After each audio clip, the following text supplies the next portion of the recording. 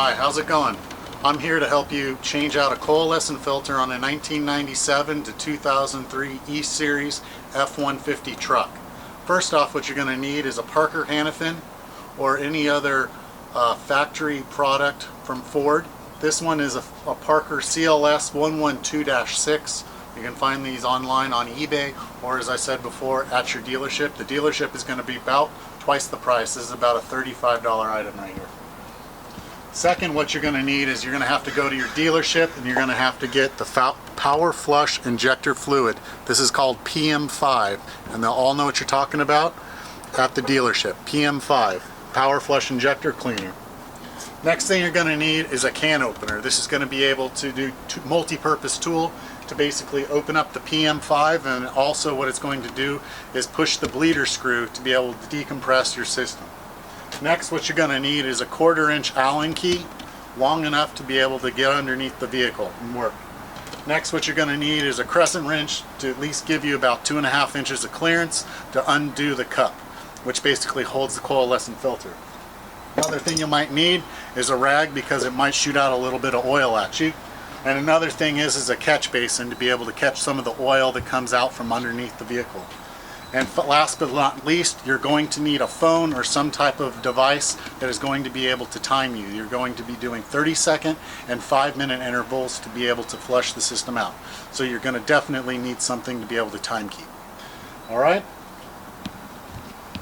So first things first, we are going to basically come over here, and down in the back here, you're going to see the pressure regulator down in the back. And there is basically it looks just like a tire valve, and you basically take that off. Sometimes you got to have a little bit of practice to get back in there, or small hands, one or the two. Be careful, because you do have to run the engine before you basically do this. You got to get the engine hot and ready and warm to be able to do this. Secondly, make sure that you have fuel in your vehicle, at least a half a tank to do this, because you will be bleeding a little bit of the fuel off. So make sure you have fuel in the tank, or in the tanks, whichever. And you will have to worm yourself in there. It is a little tight of a fit. Luckily, you only have to get in there twice. So we come off with the cap here, just a basic cap that basically would go on top of a tire, but in this case it's for our Schrader valve in the back here, as you can kind of see. So now what we're going to do is we're going to get the can opener here, which makes a really easy device, or any other device you want to use. They do make devices to make it easier for you to get down in there and blow it off. And you will see a little bit of pressure and a little bit of water, or actually oil, come out.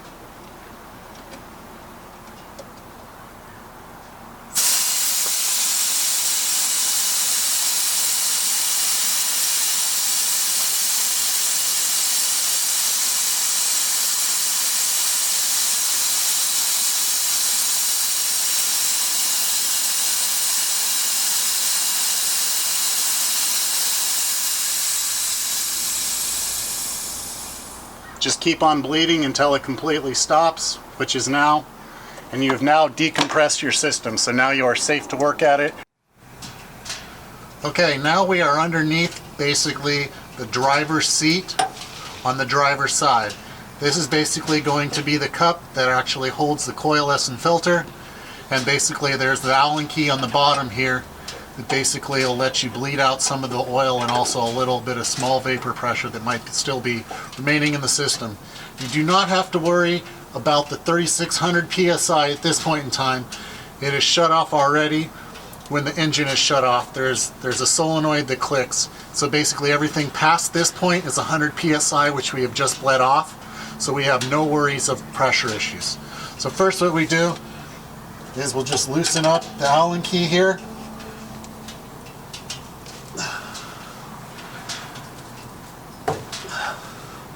Like so. And I like to have a plate to kind of catch some of the residual oil, and also a rag, because sometimes it does squirt out at you. There we go. So this one here had a little bit of oil in there, not very bad. Seen much worse. Mine was actually a little worse than that. Depending on which stations you go to, they basically put the oil in there to basically lubricate the pump to make it work. So now since we've got the plug off the bottom, we're now going to take our wrench and now take off the cup that holds the filter.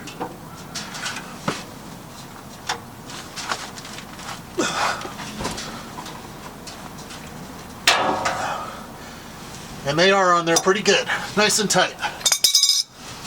So now what we'll do is we'll lower the cup.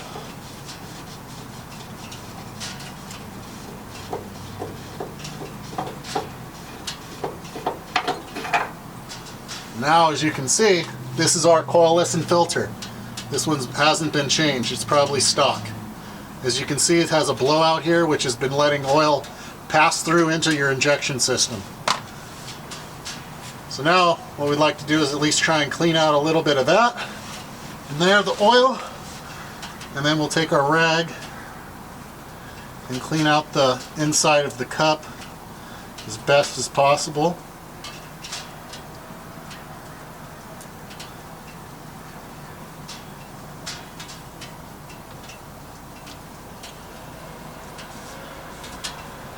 And clean off the bottom threads. Get out as much oil as possible.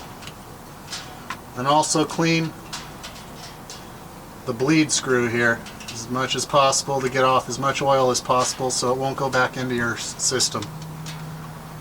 Now we need to set the cap back in. We need the Allen key.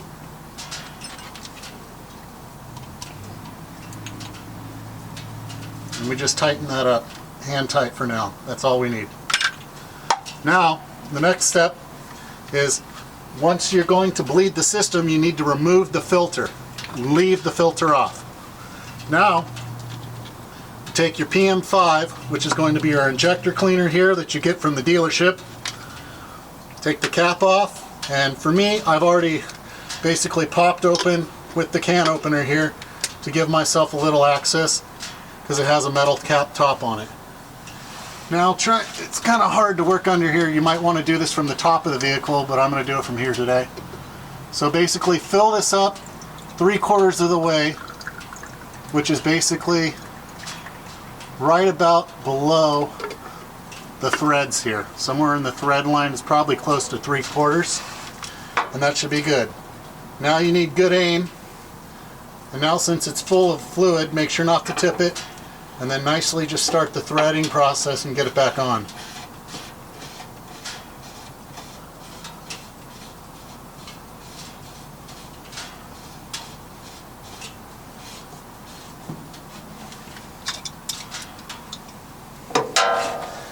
Then we're going to tighten this back on without the filter in. Leave the filter out. Tighten that, and then we're just going to check the Allen key here to make sure that that's tight as well, which it is. Alright, now what we're going to do, we're going to go to the top. Okay, now since we've removed the cup, we put the PM5 in and we replaced the cup with PM5 without the filter in, our next step is we're going to do 5 cycles, and basically their cycles are going to be 30 seconds of running the vehicle, and then you turn the vehicle off and let it sit for 5 minutes. And what that's going to do is get the injector fluid, the PM5, to run through your system and basically clean the injectors. And then we're going to start over again. 30 seconds on and then 5 minutes off. So I have an iPhone or any other type of timing device, it does help. So what we're going to do is 30 seconds on now.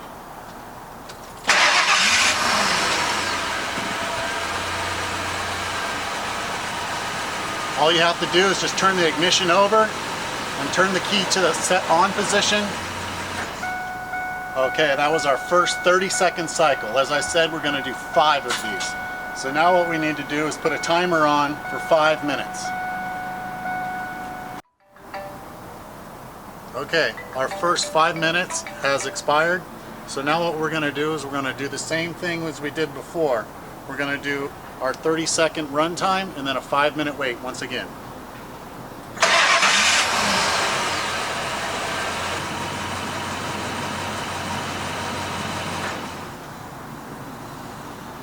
So now we're going to wait another 5 minutes.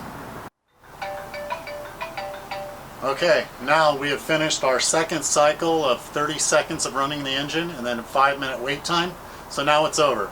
Now the next step is we have to re-bleed the system to be able to take the cup off to put the new filter back in. If you don't bleed the system and you try and take that the cup down, you could possibly ruin the threads and also do harm to yourself. So what I like to do is I like to take a rag, because it kind of shoots some of the injector cleaner out a little bit. Just kind of stick it down in here a little, down in the way there. I grab my my tool to basically decompress the valve again.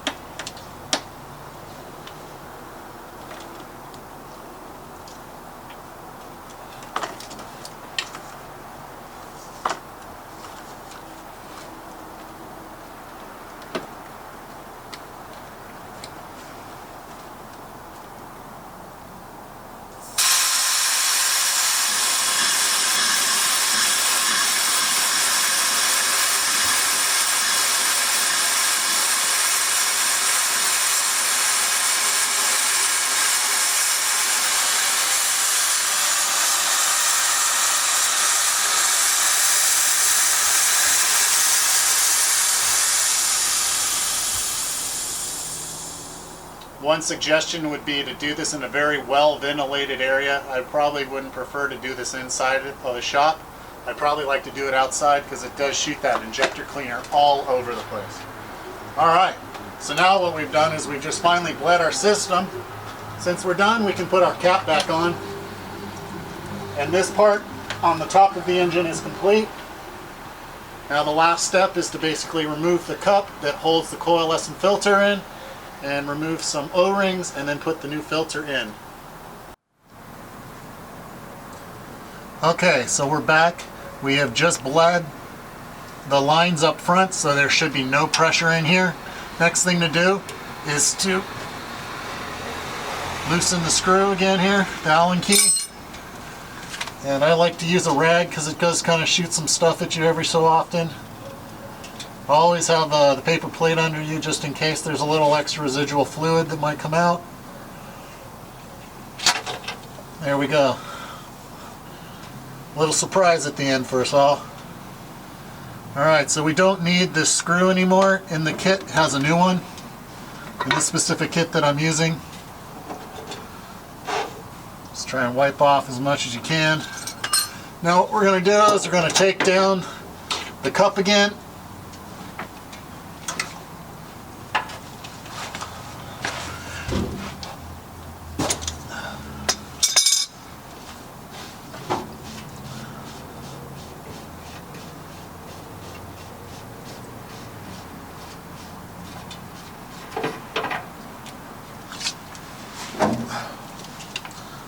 We're going to wipe off the cup on the inside and the out, get all that stuff out, the injector cleaner.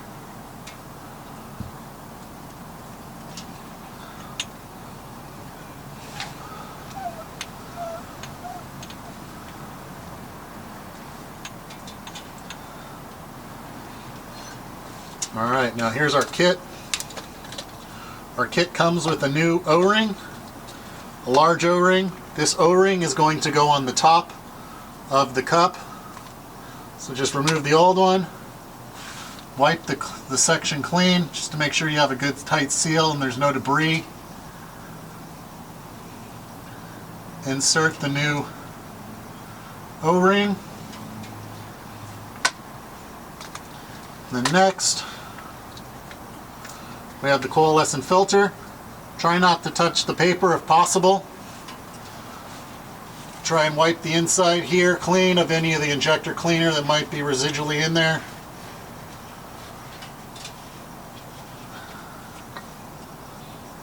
And insert the filter. It should stick on there. No problem. There's a stop, which shouldn't make it go any farther. And the last part is basically the plug that goes in the bottom that holds the Allen key. We can insert that in here. So we just replaced the O-ring and we've replaced the coalescent filter after we've flushed the system out. Now what we can do is just replace the cup.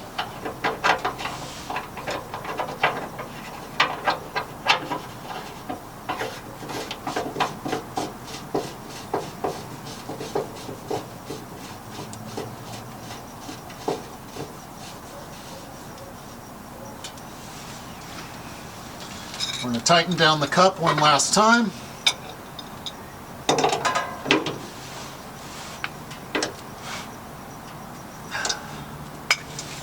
And then our last step is basically making sure that the Allen key is nice and tight, our drain plug.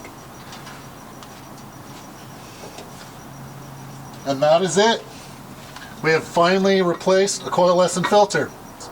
Just a side note, this Parker Hannifin filter can also do 96 to 2003 Crown Victorias, or also, as I stated in the beginning of the video, what we're working on today, this is a 1999, but basically the filter works from 1997 to 2003 E-Series F-150s.